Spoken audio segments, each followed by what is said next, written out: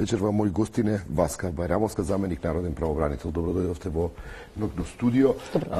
Ви имате детали од тоа како се одвивало старателството врз ова девојче и ако не се лажам, вие имате забележано дека полицијата и таа самата има дадено исказ уште во јануари минатата година дека е сексуално злословувана, подосна е регистрирана и во септември истата година пред зградата на МТВ како се проституира и така натаму. Што се случувало со девојчето низ текот на овие години, не знам од кога почнувала? Морам да кажам дека првенствено срамно е она што се случува во јавноста и дебатите како се водат во поглед на девојчето. Обидите на институциите да ги оправдаат ненавремените и непостапувањата, потврлувањето на нивните надлежни, вработени во установите, во органите, е навистина за секаква критика. Во извештајот со кој се следи, односно кој се регистрира старателството, е дури забележано дека таа самата дава исказ дека има некоја жена во Кавадарци која ја продава. Значи веднаш Тоа го кажува кому? Значи веднаш по дознавање на настанот, народниот правобранител формира тим и го испрати на терен да го испита случајот. Направивме разговори со малолетната, направивме разговори со вработените во установите и меѓу другото направивме увид во целосната документација во незината листа на следење на работа. И тоа го запишува старателот. Значи овде лицето што го следи незиниот прием и незиниот развој, што е работено со незе, колку пати има бегство, зачудувачки е од 15.12.2016 година, кога го има првото запишување, дека ова дете е овде во својство на минувач, додека не се комплетира документацијата па да добие решение за сместување во домот 25. мај, до денот кога веќе дознава и јавноста, ние имаме податоци дека таа е во постојано бегство, дека се наоѓа од страна на полицијата, дека со незе разговара, дека е злоставувана сексуално, дека се проституира. И таа во текот на разговор, значи потврдува дека се наоѓа во пред македонска телевизија со дава сексуални услуги. Го забележува целата хронологија на настани, каде што пишува инволвираност, односно дека се известува старателот Центарот за социјална работа, дека се известува полициска станица, се известува јавен обвинител и цела година и нешто да не се преземат мерки е надворот некако вразговор. Што рече девојчето Васка во разговор? Во разговор со девојчето таа признава дека навистина бега, дека не ја чувствува институцијата за блиска и дека едноставно нема со кого дури интересно е тоа што не станува збор за било какво дете, се работи за интелектуално доста развиено девојче, кое што користи изрази и терминологија за едно дете кое што е добро едуцирано. И таков впечаток имаат и нашите вработени кои што разговараат со неа. Што вели, како е упадната во мрежата на проституирањето? Во мрежата на проституцијата, односно во мрежата на незината злоупотреба, бидејќи се работи за 12 годишно дете. Значи се работи за 12 годишно дете. Таа вели дека е постојано во Велес, таа мрежа ќе има некоја продава и така натаму. Има, значи таа споменува имиња на блиски лица со кои што ги познава, жени, мажи, злоупотребуваат во таа мрежа. Кои што ја злоупотребуваат, ја продаваат и така натаму. Нешто што не е можно, не можам да верувам дека не го знаат установите, не го знаат стручните тимови кои што треба да работат. Прашањето е, ако веќе еднаш едно дете бега од установа, а тоа не се случува еднаш, се случува во континуитет. Не може установата, не може старателот кој што е информиран, кој што го заменува родителот во конкретен случај, затоа што му е земено родителското право на родител, тој не се грижи за детето. И сега државата ја превзема одговорноста. Таа треба да се грижи за тоа дете. Не може таа да не знае каде е детето, со кого се дружи и што прави. Зачудувачки, загрижувачки се податоците овде што пишуваат во листот на стелење, станува збор за дете кој што е склон на лаги. Ти регистрираат што се случува и дали има некаде запис дека некој некому јавил за овие проблеми? Ако девојчето кажува дека е злоупотребувано во таа мрежа на проституција, дека е најдено во Кавадарци, па пред МТВ и така натаму. Во Кавадарци, во Гостивар, во Нов Деран, полициска станица ја наоѓа со полициски службеници. Дали старателот дава извештај до полицијата или до било кого или до министерството за да се превземе нешто со ако тој самиот не знаел да се справи со Во септември 2017 година стои дека доставена информација со целосна документација до основно јавно обвинителство на нивно барање.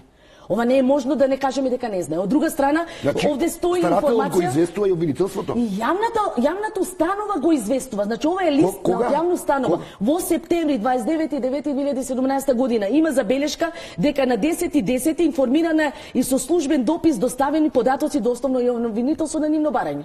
И обвинителство нема никаква реакција. Вие побаравте од обвинителство. Тоа е следниот како што народниот правобранител ќе го направи за овој случај. Секако, затоа што ние и во нашата реакција рековме. Несомнена е констатацијата на народниот правобранител и критиката која што даде основана, а тоа е дека во конкретниот случај навистина потврди институциите. Васка, што случува сега со девојчето? Ова не е прв случај. Во моментот девојчето факт е дека се работи. Сега ме интересира со ова девојче што се случува од како се откри целата работа. Дали има решение, дали може да му се помогне на тоа девојче да биде згрижено онака како што доликува? Народниот правобранител уште во 2014 година направивме посета на јавните установи и тогаш констатиравме дека 90% од децата им се во бегство отколку што се во установи. И тогаш на работилница ги повикавме представниците. Ќе одиме на таа тема, ме интересира ова девојче, дали е згрижено сега? Во моментот таа е во шелтер центар. Според зборовите на министерката. И што со неја, дали се помогне со... Да, се работи со незе за надминување на травмите. Прашањето е колку успешно ќе биде тоа ако се знае дека со години ова дете било изложено на злоупотреба, а никој дотогаш не презема мерки за работа со незе. Тоа има сега 13 години. Таа сега напунила, во ноември напунила 12 години. А ова се случува со ова злоупотреба од 2016 година. Од 2016 година има податоци за бегство, за пронаоѓање и за незина злоупотреба. Меѓу другото, во прашање и педофилија. Ако, меѓу другото, она што е симптоматично, она што го читаме во податоците и на кои што сме расположени да им ги дадеме на сите надлежни органи, не верувам дека установите не ги доставија, сигурно ги доставија. Значи, девојчето се носеше на гинеколошки прегледи. Дете од 11-12 години се носи на гинеколошки прегледи. И целата работа се завршува само со советодавен разговор. Штетни последици, немој да бегаш, прилагоди се на институционална форма на згрижување. Тоа е работа на стручен тим? Секако дека не. Жално е. И сега жално е што се прави со децата, особено со ранливите категории деца, деца припадници на ромска заедница, кои што наместо одземањето на родителското право да биде последно нешто, најстрогата казна за родител, за да може да се превоспита и детето и семејството, ние со одземањето забораваме на се. Дали има други деца кои се во ваква опасност сега и во ваква ситуација? Во 2015 година ние постапувавме по барање на родители, чии што родителско право им беше одземено, затоа што детето сместено во јавна установа за згрижување на деца со воспитно-социјални проблеми постојано бегаше. За две девојчиња, за две сестри. Цела година беше потребно народниот правобранител во континуитет. Беа исто така сексуално злоставување? Немаше елементи на сексуално злоставување, меѓутоа имаше елементи на другарување со на улица, пороци, користење на дрога и овде е застрашувачки. Податоците со знанието што ги има народниот правобранител за ова девојче е дека при испитување на дали е таа бремена или не, за испитување значи на крвта најдена е дрога во незината крв. Според знанието на народот. Значи била корисник на дрога. Дали намерно или некој ја дрогирал, тоа е работа на органите, тоа треба да го испитаат. Тоа треба да го утврдат. Ако овде во конкретниот случај затаила превенцијата, факт е дека треба да се преземат конкретни мерки за заштита на конкретното девојче. Имаме како јавност информација барем кој обвинител е ова? Навистина никој не знае. Никој не знае. Ние ќе се обратиме до основното јавно обвинителство и ќе бараме да видиме кој го води случајот, затоа што несомнено е дека основното јавно обвинителство е вмешано тука. На последните податоци што ги дава Европскиот центар за правата на ромите дека тие со приватна тужба преку правен застапник водат постапка.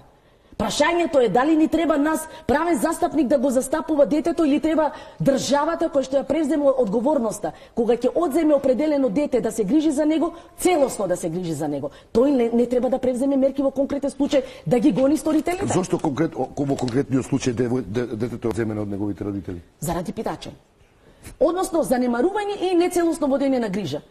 Во овој случај се казнуваат родителите затоа што не се грижа за детето, се дава во институција која што дупло не се грижи за него. Односно дозволува ваква злоупотреба која што има травми и последици по целиот живот. Тие деца нема спас. Никај родителите, Ние уште во 2015 година ви споминав и во текот на разговорот пред емисијата. Јавно преку медиумите и на работилница рековме дека институционалната форма на згрижување не ја дава посакуваната цел и дека мора да се најде поинаква форма на згрижување, каде што ќе има индивидуален пристап, каде што ќе се следи детето. Како родител што го следи своето дете, така државата треба да го следи детето. И какви кадри работат во тие институции? Нема кадри.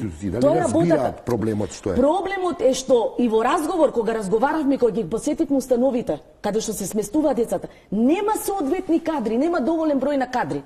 Индивидуалниот третман за работа отсуствува. Нема таа меѓусекторска и во конкретниот случај потврдува ова. Само овој случај ја извади на виделина слабоста на системот, нешто што народниот правобранител со години кажува, дека има проблеми, дека мора да се смени. Требаше да имаме ваква жртва за да за жал, за жал. Васка Байрамовска, ви благодарам што бевте гостин во ноќно студио и очекувам да не известите што ќе ви кажат од обвинителството, бидејќи со нетрпение го чекаме. Случајот ќе го водиме до крај и навистина мора да има одговорност секој кој што потврдил во конкретниот случај со ова дете и со останатите деца кои што можеби се сексуално или на некој друг начин злоупотребени или занемарени. Благодарам.